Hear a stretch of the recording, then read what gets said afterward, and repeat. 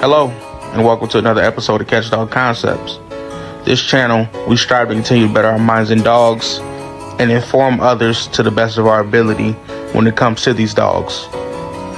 We plan to not cause any controversy and maybe help somebody out in any way we can. So thank you for tuning in. Stay tuned, and we'll be with you in a moment.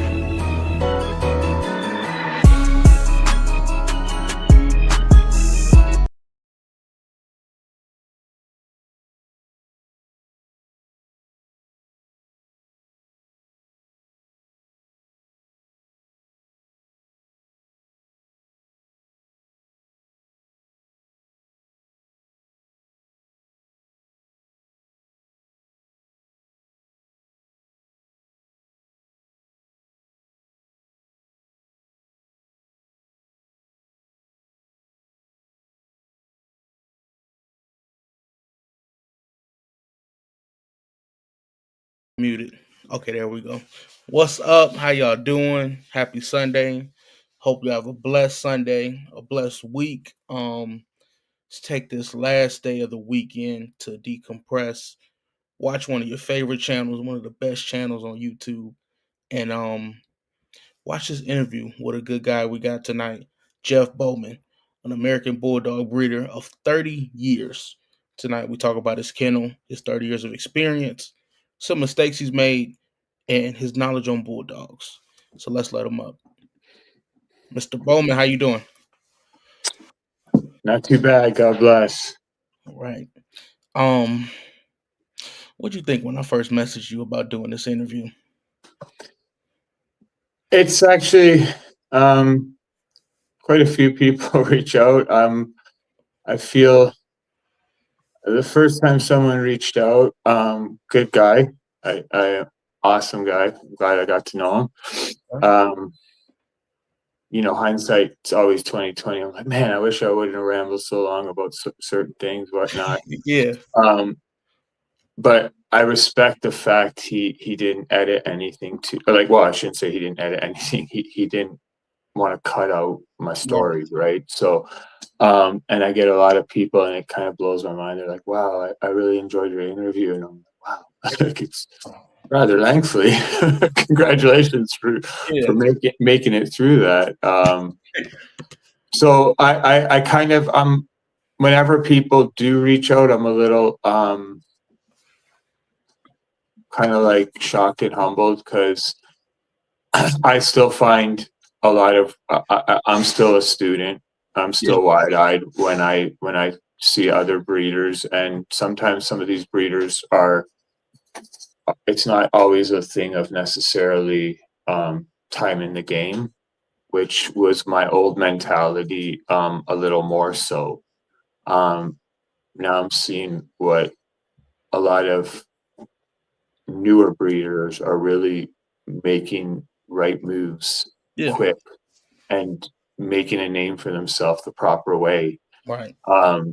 Like I said, hindsight's 2020. I've made a lot of mistakes. I feel, but I mean, I have to be open and honest about them too, right? Own up to them. That's what separates, I think, good breeders and honest breeders from the ones who are, we'll say, not as trustworthy.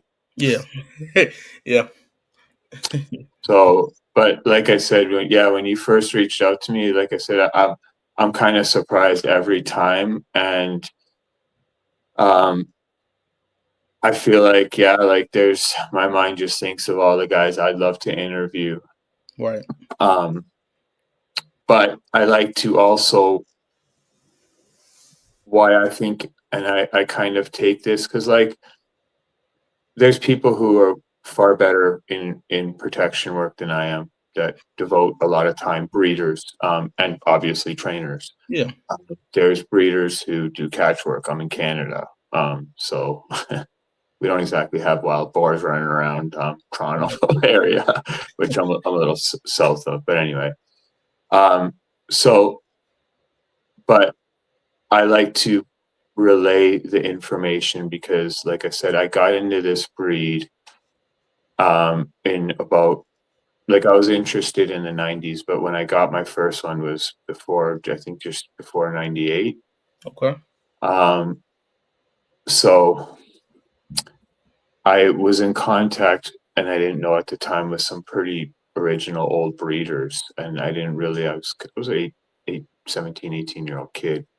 Um, so I didn't really, I kind of took it for granted, but I like to, this is why I kind of like to do interviews and stuff, because I like to relay the history as I heard it from them before it gets lost. Yeah. I have a father who is 82, and the reason I'm saying this is things get lost in generations. He is a World War II survivor. Mm. He made it through a concentration camp, a starvation camp, and then forced labor camp. Wow. And he's pretty well, there's not too many other people who you can talk to firsthand that have accounts like that. So I know the importance. Just today we were talking with him, and he says, like, to someone else, like, ask the older generation before that history's lost. And it's all, oh, stories that get changed, not necessarily even um, maliciously or whatever. Um, Stories get remembered more exciting, right? Right. So then when they get told, it gets even more exciting. Right. So that's why I think it's important to do, um, to share these things firsthand while these men are still alive too, and can verify it too. Because these are a lot of the men who started out this breed too. They're not really the type to do a lot of interviews, to talk, to be online that much. But I mean, they still are. Like Alan Scott is still on Facebook. Hollow Kennels. Don Matthews is on Facebook too. And there's a few other, like, pretty well foundation breeders who are. Yeah. So it is awesome, but I don't want that history to be lost. So this is Right. why I kind of do these things too. It's not as much. I don't really breed right now to sell dogs.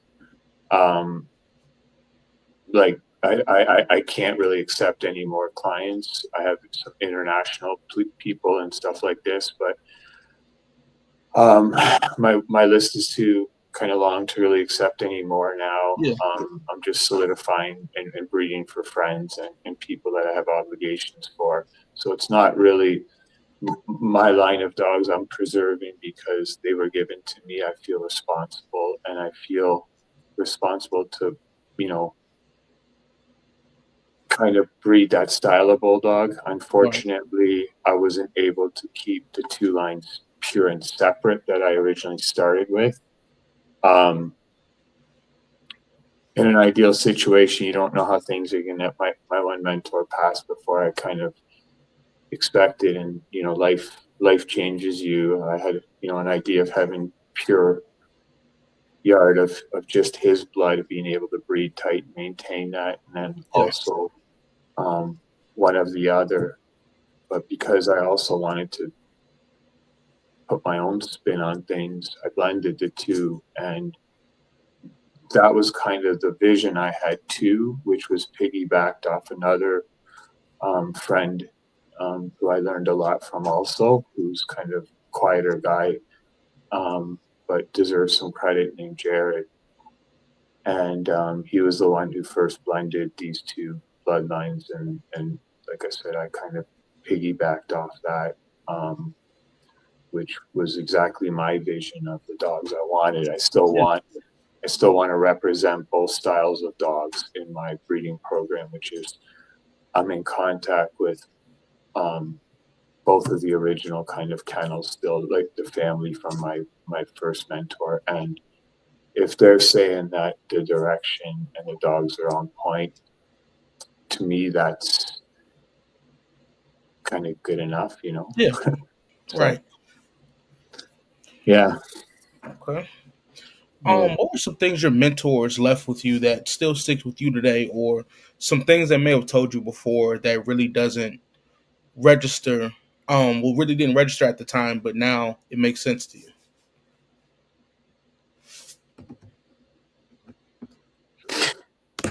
there's some very I'm from Canada. Hmm.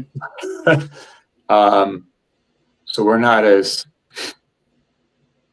used to the Southern culture too. Yeah. So I need things explained as it is. Never mind. Right.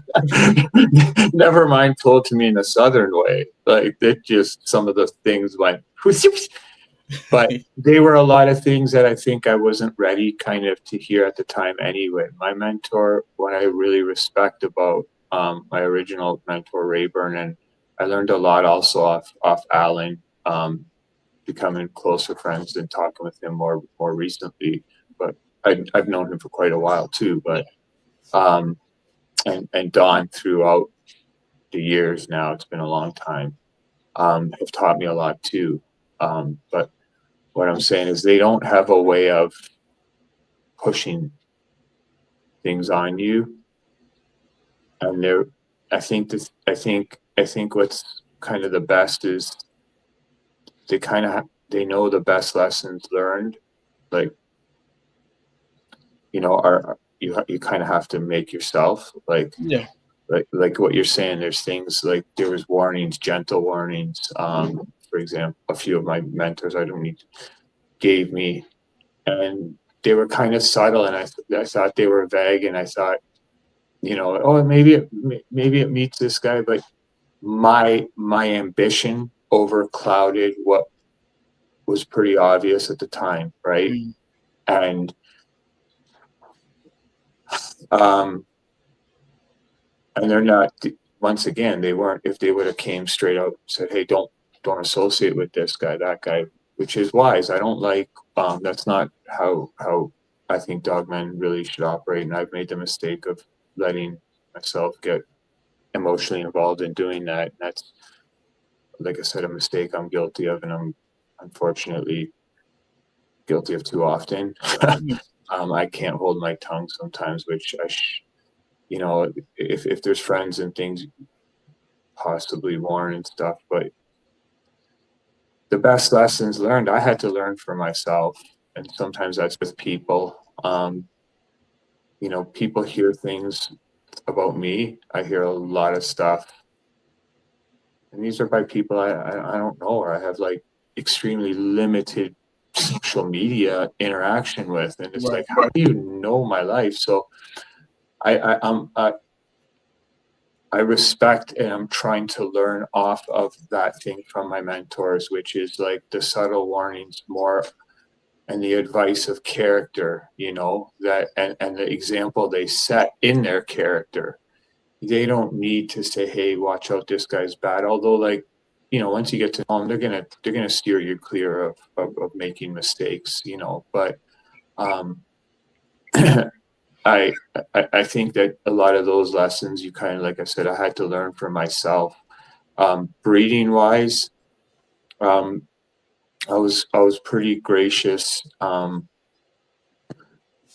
They explained to me, like I said, I was a little kennel blind and paper blind, and I remember very clear. I laughed about it when I was talking to Don, and he kind of Matthews, and he kind of just laughed because I was very excited about like a few particular dogs' pedigrees, and he Mm. was very very gracious. I came into his hotel room at a show one night. Don, check this out! Look at how old these are, and I'm like, so. And like it's literally kennel blind. The one dog was like, I think he saw the pictures too, and he was nice. He liked the color or certain things like that. Yeah. And like years later, I knew exactly the lack of the enthusiasm, and the kind of response made so much more sense, right? Right. And it's like, okay, it's a lot of those things, like I said. But if he would have told me, it wouldn't have sunk in. I would have still. You're kind of kennel blind and young. You need to make those kind of hard mistakes. I've went down lines that I had to abort and stop, right? Yeah. Because they just weren't good. So yeah, Yeah. um, those are the two those are some that pop off the top of my head. Okay. That was a well thought out answer.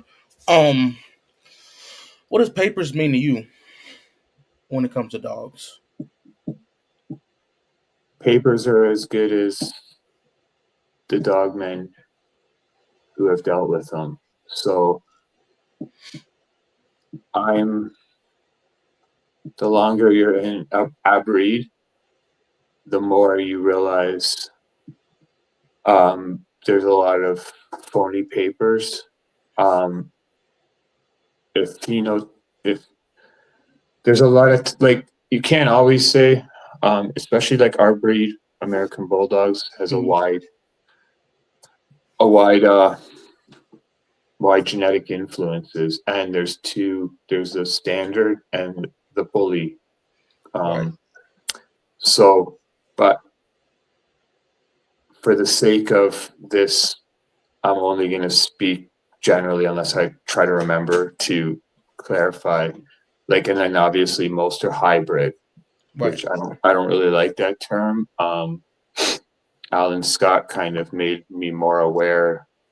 It's they're a blend of the same, breed. Yeah. So they're different type, definitely. But anyhow, most are that.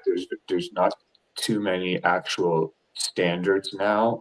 They're standard type. Right. But they split up the show ring, and that was kind of, in my opinion, not the best. But anyhow, yeah. So yeah. Okay. Um. So you believe it's a bad thing that the standard and that there aren't many standard lines around? Do you believe that's a Yeah, bad thing? yeah. Like it's like I said with these bloodlines too. I'm not too worried. Some of the earlier papering may be off, and people are hung up with some of that stuff, and it's not good. Like, it's nice to know. Um, there's a lot of rumors, dogs. I'm talking 90s and stuff, right? Yeah. Or even sometimes before. And then there's where it becomes, more important is fake papers closer up, and some of the standard lines are some of the lines are a bit questionable, and then others, they just, like I said, they kind of get a little blended, um, bully, and sometimes,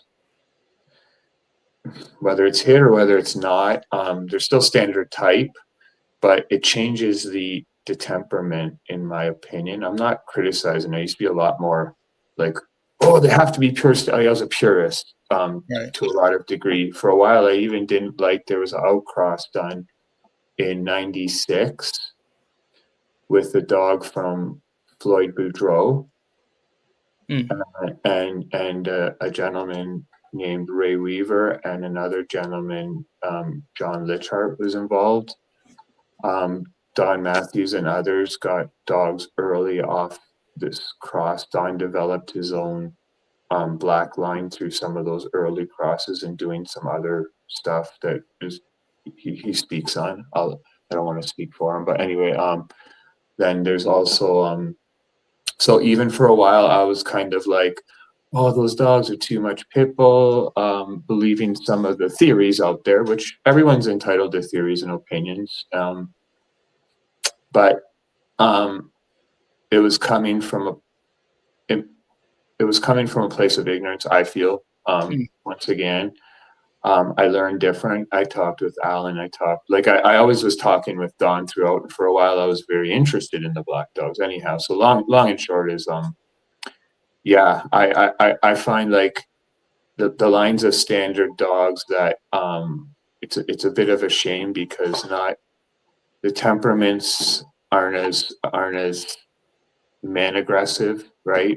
On Mm. some of the dogs, so they're not as marketable. Not too many Mm. people hog hunt, right? And then the ones that I notice, like, if you just see generic American Bulldogs, it's kind of funny. You go and you see, I see a lot I live in Canada, so it's not like it's known for, and I live in not a giant city, and I see ones that look, standard, that aren't mine. They might be way down some of my blood, but anyhow, just generic, Yeah. ABs are very similar, that would fit the standard. But like, they're hard to even recognize. You know what I mean? The Mm. actual pure bloodlines that are standard, and with all those like ones that are kind of generic and bred down, like they're shy. You know what I mean?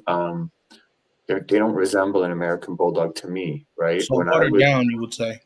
oh, very much so. If I have to Mm. kind of a lot of times I'm at almost like oh is I kind of like oh is that an American Bulldog, right? Yeah. And the irony is like a lot of people ask me with this kind of snobby like snob like with the bully or the hybrid ones they're like oh is that dog part American Bulldog, and I'm like yeah a little bit like I just don't even bother, right? I'm Yeah. thinking like okay, but it's not like I, you can't being in this breed. The more you there's certain people that are willing to hear and educate, and then there's others who just you can't. So it's pointless, right? Yeah, But they yeah, dance around questions and whatnot. yeah, like um, I, I basically a lot of people think that American Bulldogs like color indicates mix and stuff like this. So it's just like Mm. they're very ignorant to even standard lines. They think they're pit bulls, right? Yeah. Um, they think oh your dog's either if it's white it's a dogo, right? So it's Mm. just like if people in town that aren't sometimes online I'll have a little fun, whatever in comment sections if I'm bored or whatever, if I'm on break or whatever. Yeah. But generally, like in town, someone asks me, I just smirk or, it's not worth giving them an education.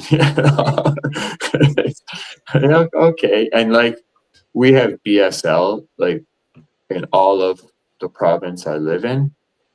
So we were actually one of the first cities that outlawed pit bulls, right? Um. So that was actually kind of what in turn got me an American Bulldog from the Rottweilers. Really. Okay. So So let's kind of expound on that. So with the American Bulldog being watered down, in your opinion, what are some things that could have been avoided to kind of steer away from that direction? And what are some things that could possibly be done now that could steer away from that? I think I think a few things. I was very against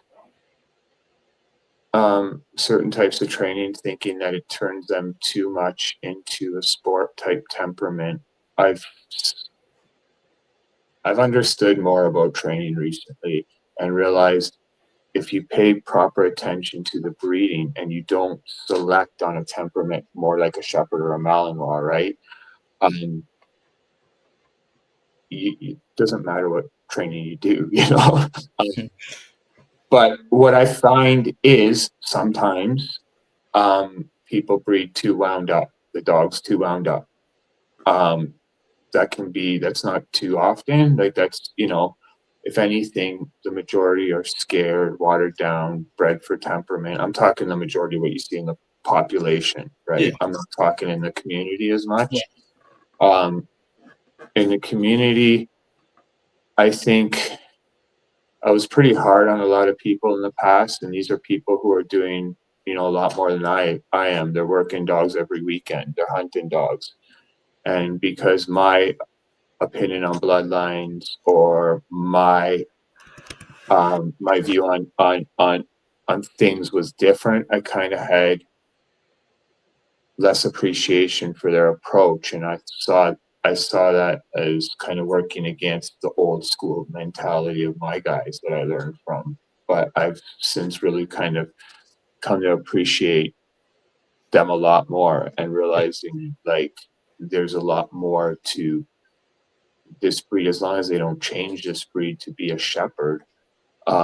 There's a cool old dogger. Sorry, he's passed away. His name was Art Parker. He did more for the breed than a lot of people give him credit. And your channel is Catch Dog. He had Dixie War Dogs was his kennel, and he was known to test hardcore with catch dogs. He Mm. trained a lot of catch dogs. He mentored a lot of young men at the time to be. I didn't know him personally, but you hear like I haven't heard anything bad. Like Right. you might hear he's crusty or stuff like that, but I mean, who cares? Everything's great. Like, and he was awesome with his dogs. So, but you don't see, you don't really, you don't see that. Like to me, that was, oh, it has to be either that or whatever. Now, like I really appreciate the ones who are certifying them. But anyway, sorry, going back to what he said, his quote, which iterates, a bulldog, something along this. I'm misquoting it, but like a bulldog should be able to do anything well, good, or something, but it's got to be a bulldog first, Right. you know. Yeah. And it's like, or should do everything other dogs can do, but it's got to be a bulldog first. And you hear them say like they should be kind of a bit of a jack of all trades, and I agree with that to a big extent. Like, well, I agree 100% with what Art said. Like, that's awesome if your dog can do that. That kind of went against my mentality that they have to be this or they have to be that, or these guys are changing the breed because they're doing protection work with their dogs, or this kennel's only doing protection work. Well, they're still doing stuff with their dogs. They're still Right. training their dogs. They're pushing their dogs to the limit, um, and I think that can't do anything bad. Like I said, as long as they're not changing their dogs, as long as they're not saying, hey, I want my American Bulldog to be wound up like a Malinois and I'm breeding for that. Or, I mean, whatever, if they're breeding for that, not, as long as they're advertising that, whatever, and the breed isn't changed, that's the personal preference if they do that. But like, don't advertise laid back bulldog temperament, a good on Right. off switch, stuff like that, Yeah. right? Right. But yeah, like I said, I definitely have been humbled even to the show scene. I just don't. I see what the show scene can ruin. Like I just recently went to a show on Friday. It was C.D.C. Canadian Kennel Club show. Okay. So I see what breeding for show can do in the bulldogs, but like I see extreme examples. I was reminded again at this show, and I went there with working Kuvas's, Mm. and like I was helping a breeder that I kind of work with a little bit, or like I should say, like, have some dogs from and kind of help or whatever. Um, that's what I mean by work with. He's the man when it comes to that breed. But anyhow, I'm very new into that breed. I'm very new into livestock guardians. I don't have my own farm. I got these dogs like kind of um, for somewhere to kind of like own and help breed and placed at a farm, Yeah. at my cousin's farm. So the awesome thing is what I can see about working dogs like that and a show dog. And that's why me and this breeder clicked immediately. He sees how ruined that breed is. Mm. And those dogs that we were with at the show were the only dogs that were working dogs, like that could even be close to the breed description. Wow. These people are telling me about dogs that are like the Rhodesian Ridgeback, and I'm just playing dumb, like because I didn't have the Kuvas's with me for a little while. I was just talking with my cousin there, and these ladies are like, "Oh yeah, it's a Rhodesian Ridgeback, and it's used to hunt lions and this and that." And I'm like, this dog is so frail and tail tucked down, like it would run from a mouse. Are you joking? Like, I know the breed, I understand the history. And I asked her about like this lady about like other dogs from that region that aren't as purebred, right? That are still used for working, boar, greyhound stuff, and different dogs, telling her about the original standard. You can tell this is the show lady. It's a joke. Like you can't talk anything. You can't talk anything working, and it's sad because I kind of can see the American Bulldog either going, like, not necessarily being a trendy show breed, but being ruined in that fashion. You know what Right. I mean? Yeah. Just taken so far away from its original purpose, like it's a shame. Yeah. It is. So yeah. So I mean, I see that myself though. Also with certain breeding, certain dogs. Some people, I'd say the working enthusiasts, they say, uh, let's say for instance, a mastiff, a mastiff breed. They expect it to be able to run like a greyhound or be 90 to 80 pounds when it's really in all actuality 130 to 150 pound dog. What do you think about people that try and put a standard on a breed that's not meant for that, or what's the word I'm looking for? Alter the breed standard, you're saying? Yes, For exactly. their, especially for, here's the thing. I don't want to get in a tangent. Well, I'll answer your question first. Actually, Okay. um, I can't I can't stand it. But also, I've also seen breed standards get changed for the show ring and for different reasons. Right. So I hate to see breed true to the original type of that breed. Is Exactly. my So when I look at Corsos Hmm. and I read their breed description, and this is like, they're supposed to be a coursing mastiff, supposed to hunt large game, take down large game. A 135, 140 pound cane corso jumped me last March with my male dog, Mm. my old boy, and it was loose, the cane corso, and it came aggressive. My finger is actually really mangled from it. I've seen that Um, post. yeah. So, and this is the thing, like, everyone on that post, and I didn't like I said, I could have stayed. It could already, everyone didn't understand. They're oh, they used to hunt this. They used to this. They used to. I know a few guys like through Facebook who have original style cane corsos. You see the original ones. They're a coursing dog. That would have ripped my hand off. Right. That would have. That would have, like. I don't. We won't get into that. That's a whole other controversy. I don't. It would have been a whole different outcome with even my dog than what happened if it was a true Cane Corso. Right. I Right. wasn't making that post to ditch on the breed. Yeah. I wasn't making that post at all to even ditch on that individual dog.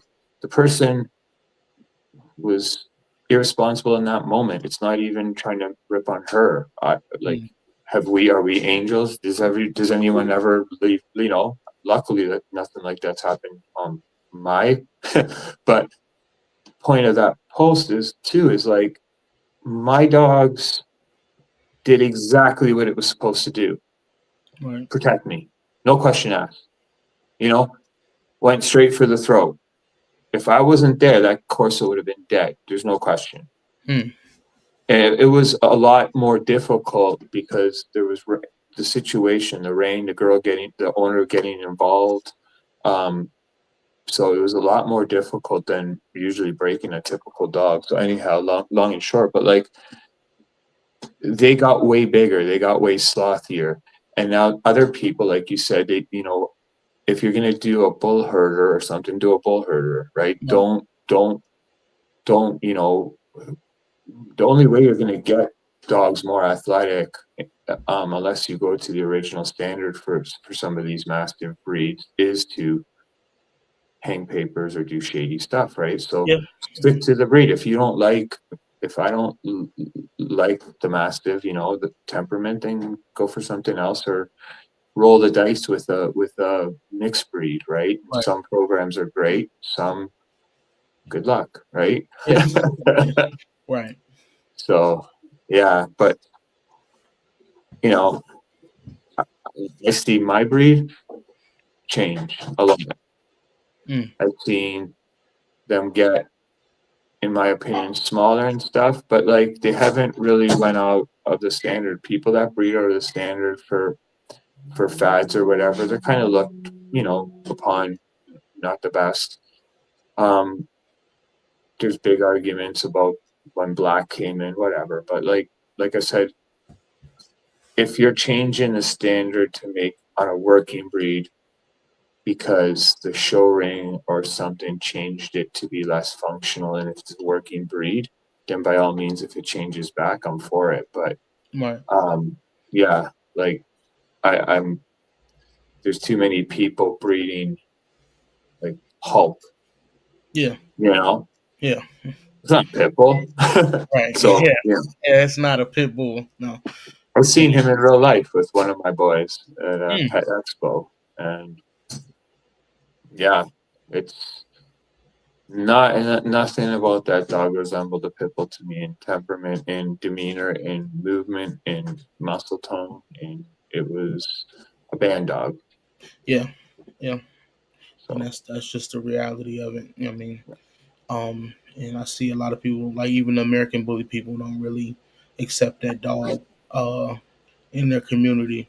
But like you stated, I mean, it's just a band dog. But that's I don't think I'm gonna go into that topic. But it's yeah. I don't want. And people have their preferences, right. right? I learned like I was very intolerant, and you know how ignorant that is. It's like I see that now. Everyone has a different taste, a different preference. Yeah. You don't even have to justify your preference. Like who cares? You might, whatever. Yeah. That's why there's so many different breeds and so many different bloodlines, right? Exactly. I was, you learn that over time. The older Yeah. you get, right? Yeah. So, how was your what was your approach starting out, and has it changed uh to now when it came to breeding the American Bulldog?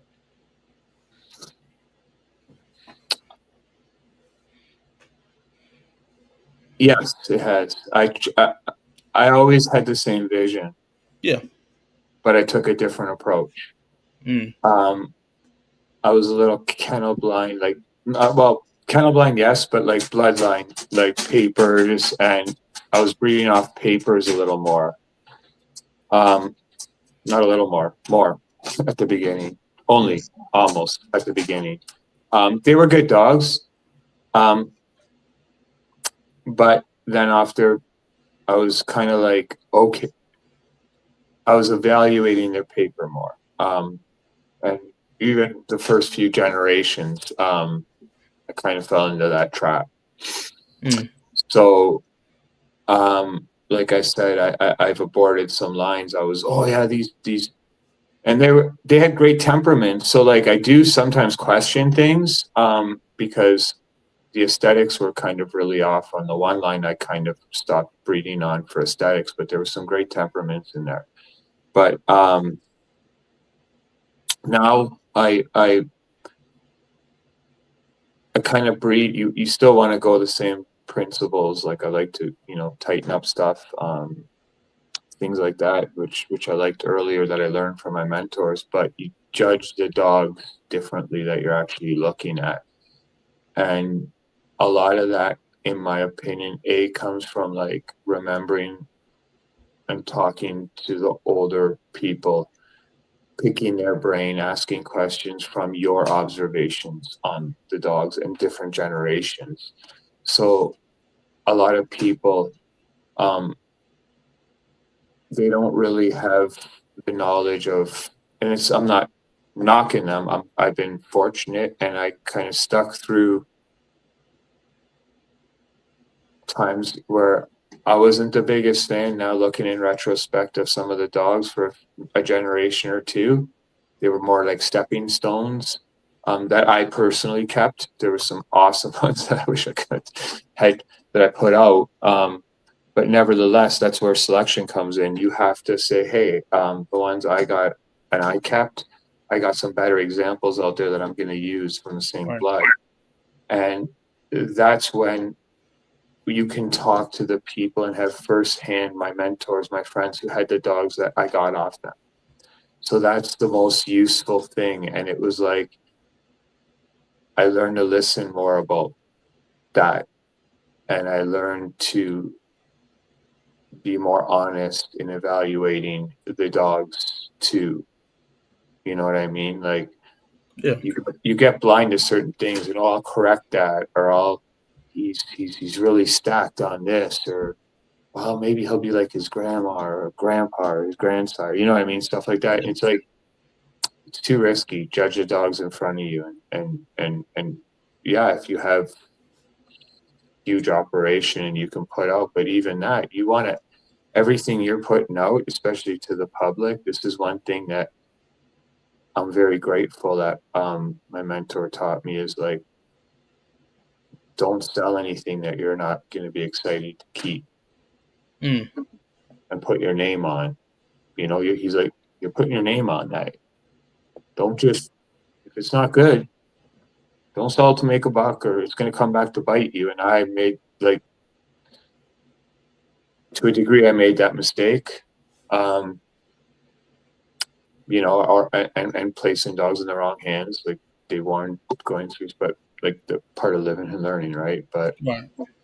yeah, so that's one thing I learned, some of the things.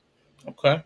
Um, what is the selection process like for your dogs? I know you mentioned man work earlier, so even some of those dogs that you do want to kind of get into the man work or you're prospecting for that, what is the selection process like, and how do you evaluate those dogs?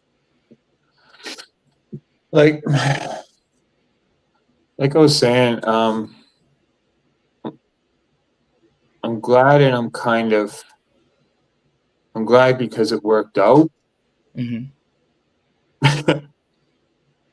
I wouldn't recommend what I did, but it worked out for me. But my selection process at the time was bad. And like I said, now I can afford to do proper selection, but it was a gamble. Before it was pretty well, like I was saying, paper.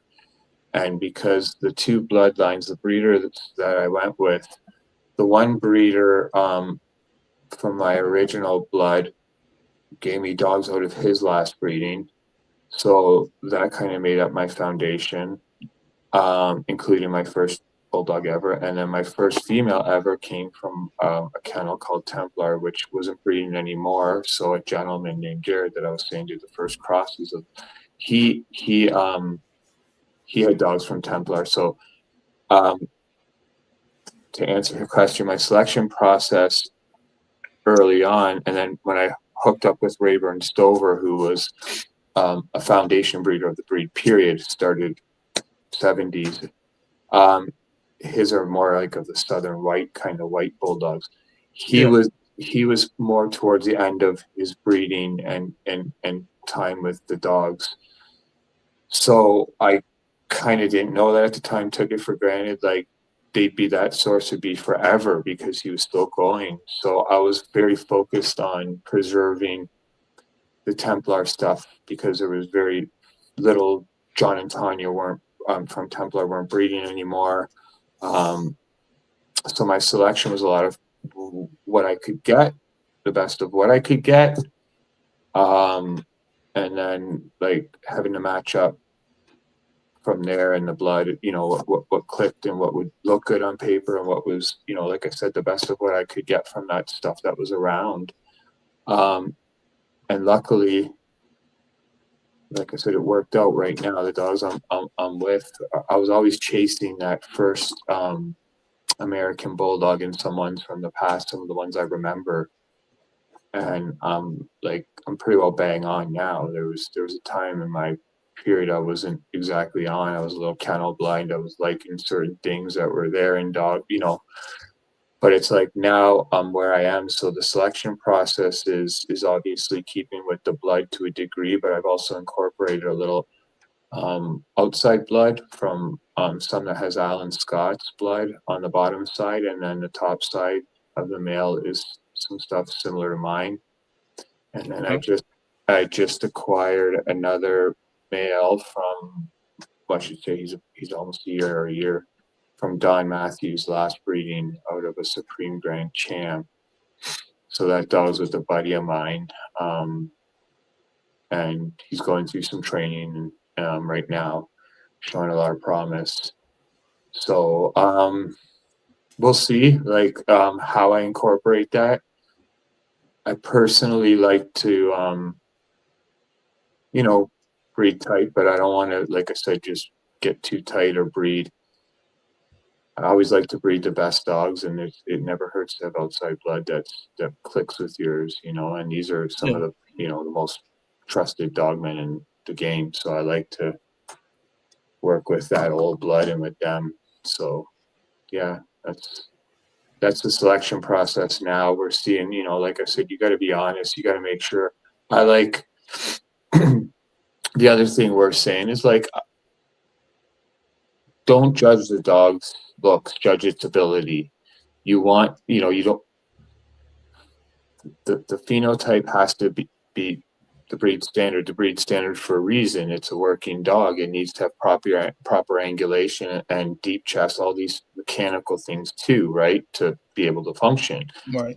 So that obviously they has to hit the checklist. But beyond that, like I like dogs more quick twitch muscle. So I kind of select on that. I like a dog that's going to be a little more intense. I select on that. I want a dog that's very eager to please, temperament wise. Um, so, like I said, these things you can kind of see throughout lines too when you really know your dogs for multiple generations, and you know kind of how to stack it and how to kind of what complements what individuals, right? So that's where I'm at. My preference is never really color. I'm glad I have the color in the line. It brings different things to the table, Yeah. for sure. To say a colored dog is different than a white dog, you got to really know your line to make those distinctions. And those distinctions also can, like, they're not even as big as selection within a bloodline. So it's like people make it seem like sometimes it's a different dog, or it's so different phenotype because it's colored and their brain can't get around that. It's like that dog's pit bull. Well, a red Ferrari is still, you know, as much of a Ferrari as a white Ferrari. Right. Just, you know, they still go the same speed. it Right. doesn't Yeah. it doesn't turn into a Corvette, you know. Yeah. So I like the color. I'm glad I kept it in my line because Templar had a lot of colored dogs, and I find the colored dogs better in the sun. I really do. I prefer, if it works out, to pair a colored with a white, if it works out for my own, because I like heavy pigment in my dogs. So I find I usually get split litters, and I find the white ones are predominantly white then out of that litter, but they have a lot of pigment on their skin and around their lips, and I really like that. I find less skin issues. You don't have to run into deafness issues, which can be in some American bulldogs. Yeah. Um, I had one dog out of a litter that I didn't whelp, um, and one of the pups was deaf. Mm. So I didn't whelp the litter. The girl did a great job, so I can't see it being a handling error. You know, earlier I had you always want to think it's not, it's things happen. I know the line very well from before, and I've never seen it since. So, but like I said, that's why I like pigment in the line. You know, so yeah, Yeah. but you got to select. Color is very low on the list for sure. Yeah. For sure. So, what are some things you expect from your studs, and do you believe a stud should always reproduce himself or better? I'm a firm believer of that. Um, I am, and that's another kind of mistake I made in the past. I had, anyway. I think that they should definitely produce themselves for better. Don't waste time if you don't get that. Now, I'm not saying don't waste time if you don't get that the first shot using him too. Right. If you really know your blood, you're pairing them close too, and you know very well. I mean, it shouldn't be much of a guessing game too. So that should tell you I'm a little spoiled that way, right? Um, but it's important to like, yeah, if they're not producing a wow factor and it's a dog that has the wow factor, don't chase that hope. Don't, I gotta stack it to this. Maybe if I stack it to this, like, I don't want to quote. I know Alan says that a lot, Scott, like that it should. I don't want to quote if he says if bred. I've heard said before. I don't know if it was him, but like if I've heard it taken even further, like it should be if bred to any, female, it should produce itself or better. So obviously that's within reason, but like I think that's very accurate. Studs now, females, a lot of people too, they underplay their importance because studs have the wow factor in most breeds, right? Right. They're out there working a little more too. So if I'm a breeder and I work my dogs a lot, right, my female might be out a little while whelping and doing stuff like that. So it's like studs kind of get a little more glory. I think a good brute bitch is equally important. So sorry, I couldn't remember the other part of your question. Let me see. Are So they I said, important studs? You said or something like? um, what are some things you expect from your studs, and do you Oh, believe a stud should always reproduce himself or better? Yeah. yeah. Like, well, like here's the thing. I think it's very important. It has to meet the breed standard, right? Yeah. Yeah. Most Um, definitely. but why are you using it? Mm. You know, is its bloodline rare? You know, so if it's is it multiple generations have they stuck out? Is there what wow factor? You got to be honest with yourself and your vision too, right? Um, what you want in dogs. I can't hog hunt. I'm not selling my dogs to a lot of hog hunters. I would love to, and I'd stand behind them. I can't guarantee from experience them or whatever. I wouldn't vouch behind or lie, but regardless, like I want that male to be for me. I like a lot of my dogs go to farms, right? They go to people who want a protective dog. They don't want a liability either. So I mean, I have dogs that are very high prey drive. I could select some of my males. I'm not going to use because I know that they're going to produce what's too much for the public. Mm. You know what I'm saying? And to Mm. me, that starts to get beyond. If it's too much for the public, or you have to be an experienced handler, I have to be honest too. That's outside of the breed, right? So should I choose to use that stud that's too much or he has to be experienced? To me, that could be a personal breeding or for friends or whatever, for junkyard dogs, for whatever the case may be. But you should, that's a whole different topic. And once again, American Bulldogs shouldn't be a liability like that. So to me, that's an important quality for my studs. They need to be patient around children. Because in my opinion, like that's very important. It's a very powerful breed too, right? Yeah. So the prey drive on this breed, when they're in prey, they need to have discernment, right? So like a lot of these things people overlook, and why I hated like the selection process. What I noticed with some of the breeders that were trainers also, and I lumped them all into the same category, but if I'm a trainer and I'm limited on what I can keep, right, which I'm limited to what I can keep. So I get a male and I invest all this time in it, right? I'm gonna breed that dog, and I'm gonna train out some of the qualities that might really be in there too. I'm not saying they all do, right? But like, you've invested so much time, and the mistake a lot of these people make is they breed heavy on these dogs. And some of these dogs, they had to train out a lot of nerve issues or stuff like this, right? And they become blind to that thing, right? So my selection process too is I like to evaluate a dog at multiple stages through its life too, for studs too. I don't want to ideally just grab a stud, outside stud that I don't know. Even when I went to get this male out of Don's last breeding where I put with the buddy, he's had multiple dogs from me, this my friend. And I was my dogs are like his dogs for use too, or his dogs are like mine for use. I can use them whenever.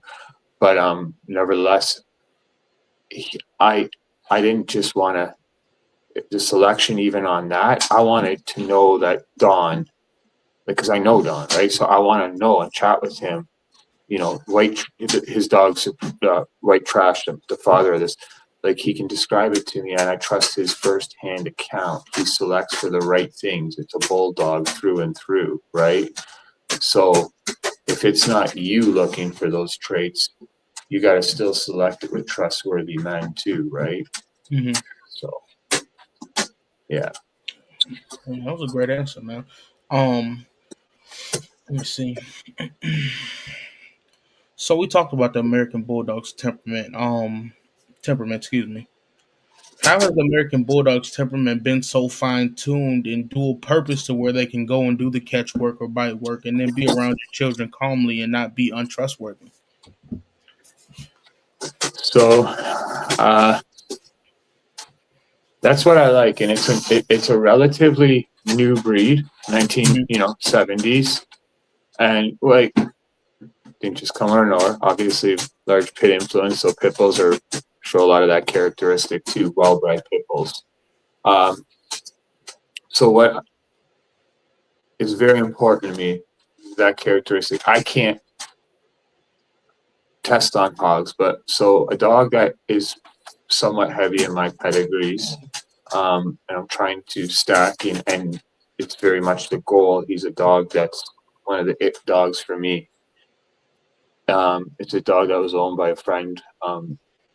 It's part Stover, which is my mentor Rayburn's dog, heavy, and some other stuff. And the owner was a close friend of Rayburn, a really good, solid dog man who would hog catch. And this dog was hell on hogs from multiple. Like the owner, this gentleman Lee, is very humble. Mm-hmm. Like he's the kind of guy to say, "Yeah, I like my boy," you know. And then you hear from other people who are very hard to impress, very hard on dogs. Every dog's crap to them, kind of deal. And they said that this dog Zeus was the real deal. And like I said, my mentor spoke about a few dogs like that too. So long story short is I ended up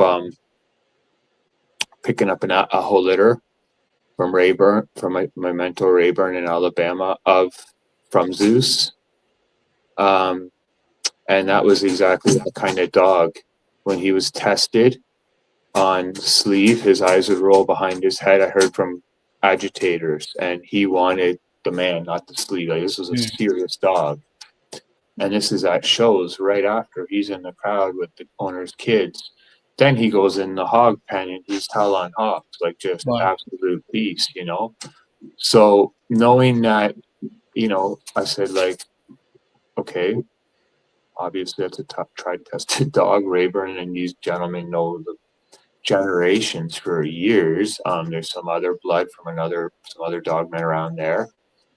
That's the type that they've selected, locked down. So I wanted to breed pretty heavy on that stuff. So like I said, I ended up going down, picking up a whole litter, and then picking up, eventually he repeated some breedings with that Zeus dog who his friend owned. And I ended up getting some older dogs also out of Zeus and for breeding, which is I ended up breeding some of the younger ones out of that litter, but then I also, and not every dog's breed worthy out of that litter. one of the older ones. That's why I like kind of getting older dogs from these guys. But one of the older ones I ended up using, she was actually in the clip that you showed earlier. Okay. She was a Zeus daughter, and there was a Zeus son in that clip. But and like that's the traits that, you know, everything I get firsthand reports of those dogs is what I want to select for and look for, and that I've been breeding for. And for a while, like while Rayburn was alive, would constantly, you know, pick his brain, tell him what I'm noticing in my dogs and stuff like this. And I try to always kind of ask the older people who've done more than me, you know, am I on point? Is this a thing? And you know, most of the time it's me thinking things are kind of, but it's cool. Like it's awesome to bounce that information to kind of know you're on point too. But I noticed that temperament's important because like my guys will go at other stuff. Like we have coyotes, we have raccoons, we have up north we have bears. Like they'll tree bears, my guys. So they need that same. They like on the farm. They need unruly livestock. I can't say that even like hog livestock they have any, you know, experience on. But horses, cows, bulls, stuff like that, Right. and the predators that come around farms all the way from here to where it's like some bear country.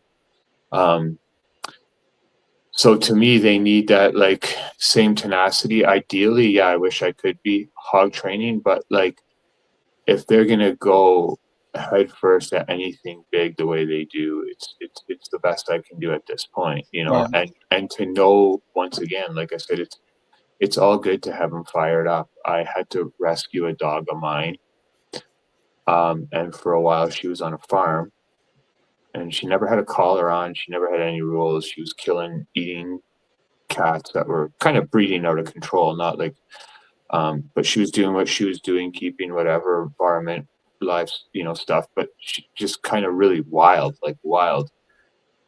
And I ended up unfortunately having to take her back. Long story short is she blended in immediately. Well, she was insanely high prey drive, but like from having no collar on, like when I brought her first to my house, she was doing somersaults on the end of the leash at anything with fur that moved. And that was pregnant with 14 pups in her belly. Wow. She was nuts. Within a little while later, I was at a very high capacity of dogs, and she proved to be great. I did some work with her for a little over a year. Now she's living with another dog in a family with two young kids. And this was like savage, you know, dog nut. And to me, that's exactly the temperament that they should have. Right. And some people are so shocked at it, and like I'm not. Like that's what I expect. You know what I mean? Right. I when I see mine at you know, a few weeks old, 8 weeks old, and they're leading horses or going on horses because they're bold, and the owners are like, "Wow, I've never seen a dog like do this." I'm like, "Yeah, that's in my opinion that's what I felt. That's what I read. That's what I was told. That's what I want to keep up and maintain." Like, Right. yeah, it sucks the breed change, and there's not many people that, but there is breeders out there. Like, it's not like I'm alone, but that's Yeah. how they could be, you know, Right. like. Yeah. Heck yeah. Um, what are some of the what are some of the more important bloodlines to the American Bulldog? Maybe even foundational, I would say. Yeah. Okay, so you have to obviously mention the most. I'll go from earliest kind of that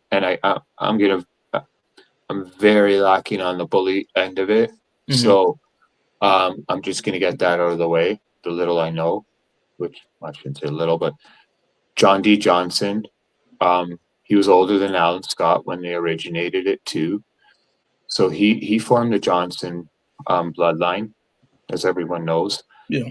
And everyone calls bully dogs Johnsons now, which is not proper to, but anyhow.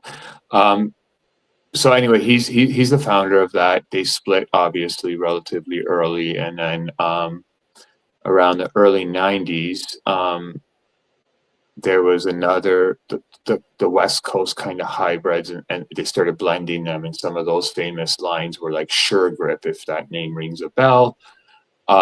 Anyway, and some of those dogs that were getting good reviews and I should say good accomplishments in protection work. Yeah. Which, like I said, the Johnsons, because of their genetic makeup,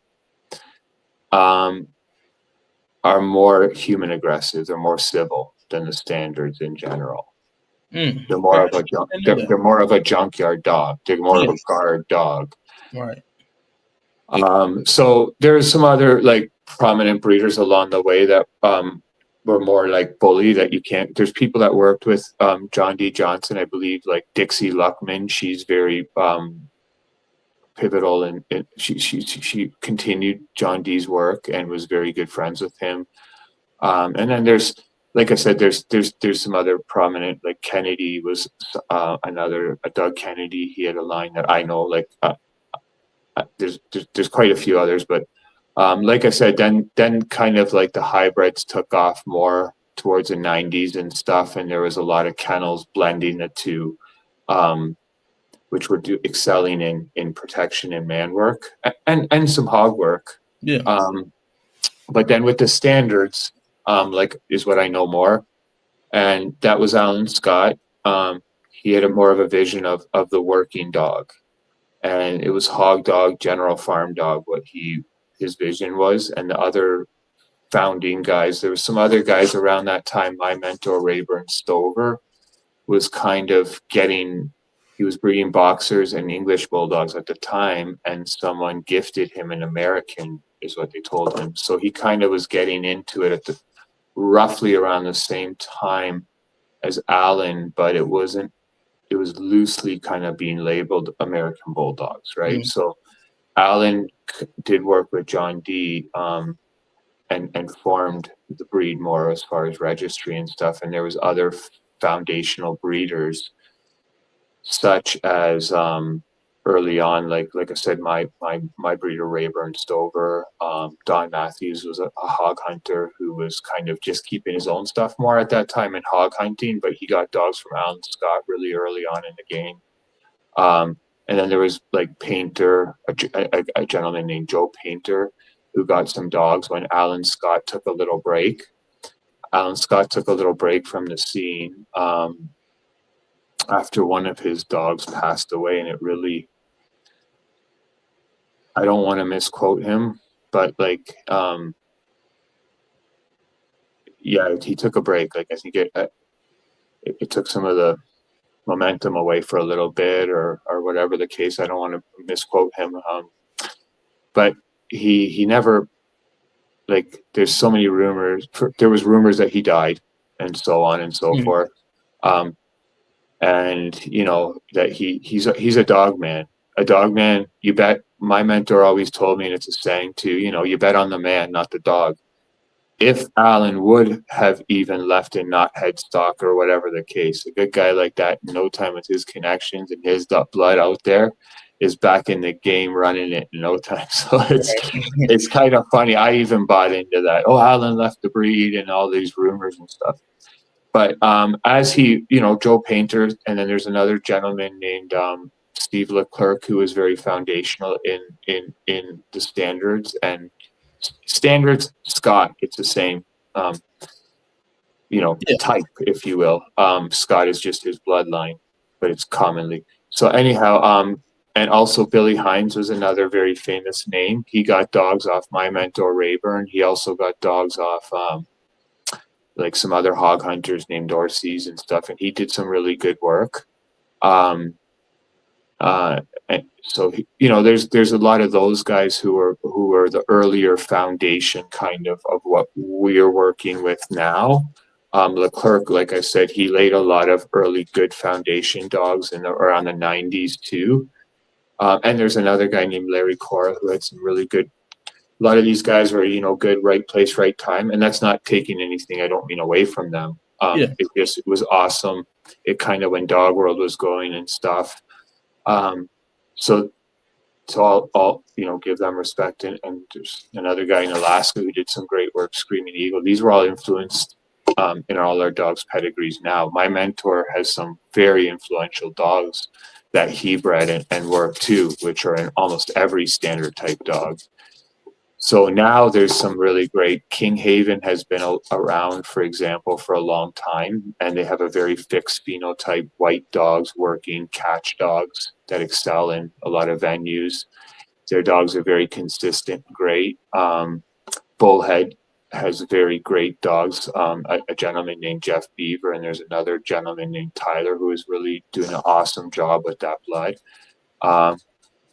There is another gentleman named James K9, AK9. He goes James on social media, and he has dogs down from Don Matthews and Alan Scott, and he is doing a bang-on job testing these dogs on hog, men. Great selection straight from Don and Alan doing his selection and mentoring. He's a great guy doing some solid work, producing top dogs. So pretty soon, like, he's working with their bloodlines, but it's definitely worth a mention. And then there's another gentleman who, I mean, it's his bloodlines go everyone now, their bloodlines go down to different stuff. So I'd almost consider them having their own stuff. And this is a gentleman named Juan Aguilera with American Ghost Riders, I believe is his kennel name. I hope that's right.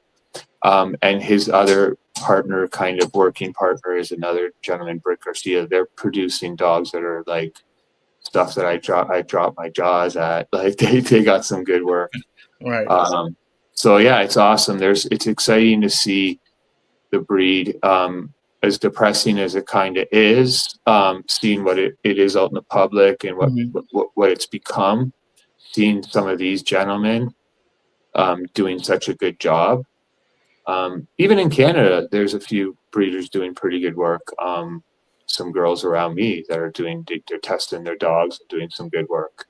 And it's encouraging to see. They're doing shows, they're throwing shows, which are bringing excitement. Shout them out. Shout them out if you know their name. Yeah, that's Stephanie Gregson, Roper, American Bulldog. Sorry, I'm bad at names. And Melissa, they throw a good show. They have nice tested dogs. And I'm trying to think, like, I'm a little bad with the Canadian scene as much, because I kind of made a lot of connections earlier with but it's taken off too. Like, I just worked a little bit. I was on an island because I just kind of worked with the Southerners a little more and had that mentality, click more with that way of thinking.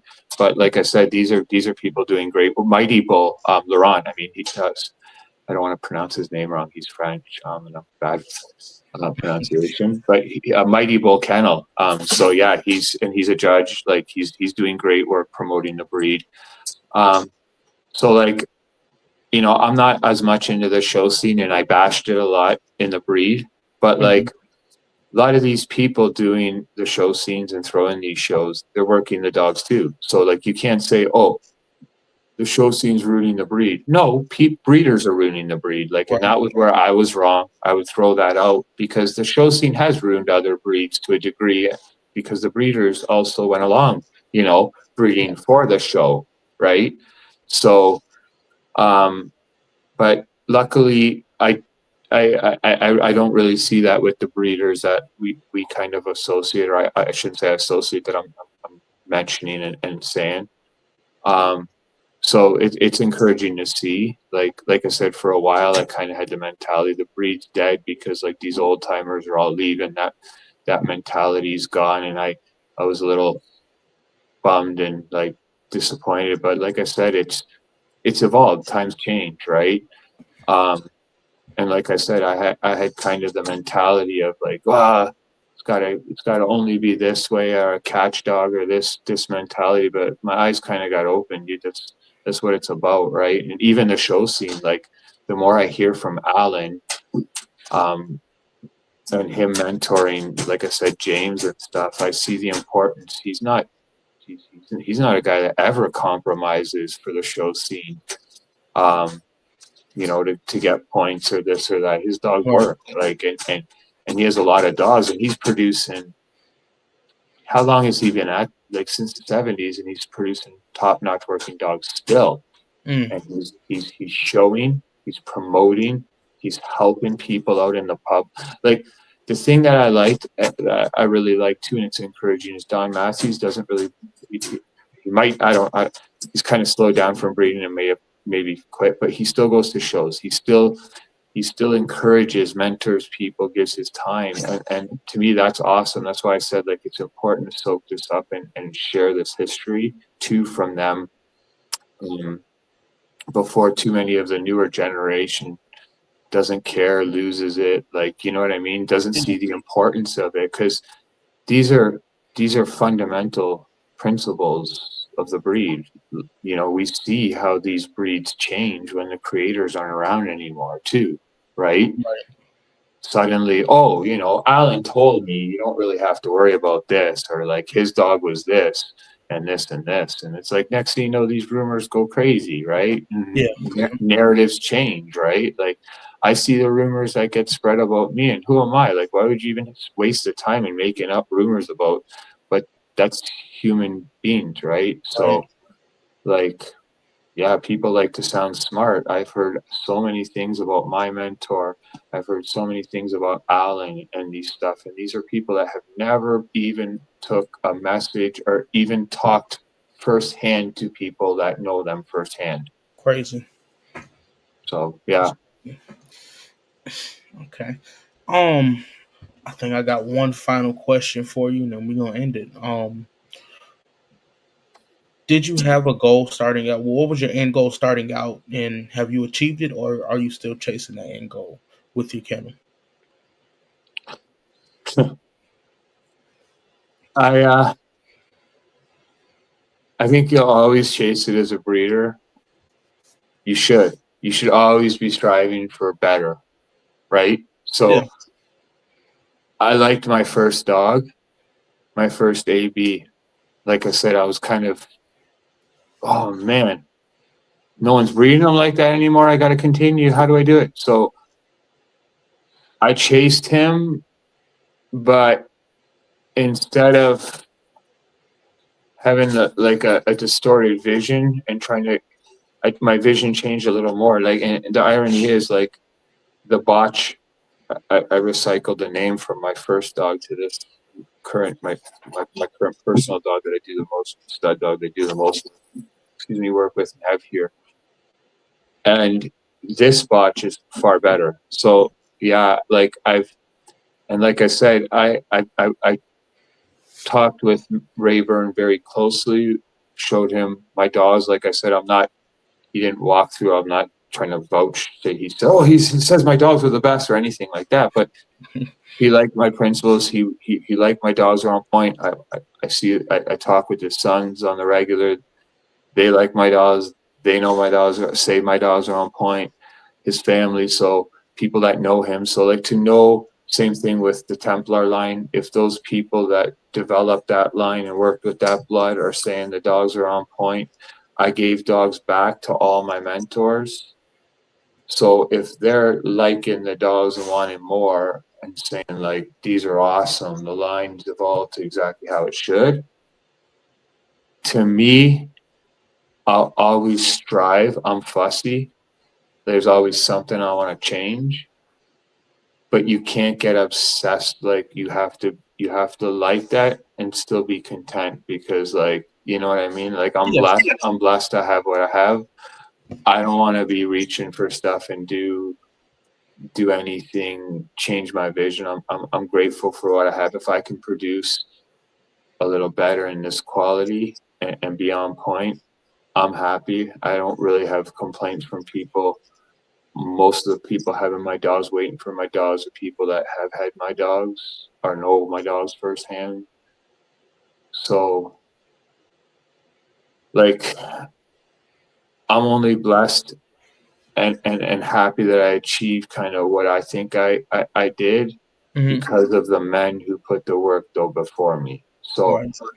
every time I strayed from what they kind of told me, and like I said, gently told me, which is a wiser way, um, I had to pay, and I didn't have the outcomes I wanted. So Mm-hmm. like I'm only grateful to them that I accomplished and I am where I am. So I don't want to be, like I said, there's certain things you'll never get a perfect dog. You know what I mean? You Yeah. should No. obviously you should shoot for that, but you'll never get a perfect dog. Right. And don't be always like people will chase. If I only have this name enough, or if I only have this bigger chest, like don't chase unrealistic expectations or things like that too. But so I'm blessed, and I feel like kind of I'm where, with the exception of my dogs not being, thoroughly tested and worked on hogs, I'm where they're where exactly where I want them. Um, so yeah, I would say I kind of, uh, other than like I said, the mistakes with things like that in the past, you can't change the past. So yeah, I hope to continue and just relay the information and stuff and achieve that to like Yeah. I can say I've achieved that accurately. I haven't distorted my dogs, misrepresented them, or misrepresented my mentors or those people that I can know of or that I have done without trying to correct. You know what I mean? And if it gets brought to at my attention, I'm more than willing to correct that. Right? Like, Right. um, so yeah, that aspect I think is important too, because it's not just what we achieve as far as dogs. There's more to dogs than just the dog too, in my opinion, right? The product, right? Or the what's at the end of the leash if you're active in the scene, right? Right. So Okay. Man, well, I appreciate you for your time. I think you gave some great information, but I think it was more of like this was a real good sit down because you gave a lot of insight on your journey and I mean where you've messed up at and how you've thought out on things that have happened in the past and how you've gotten better with those. So I appreciate you for your philosophy on really kind of on life, but also on dog breeding and owning dogs. So I appreciate you for your time, Jeff, and this was another episode of Catch Dog Concepts. So thank y'all for watching, and I'll see y'all next week.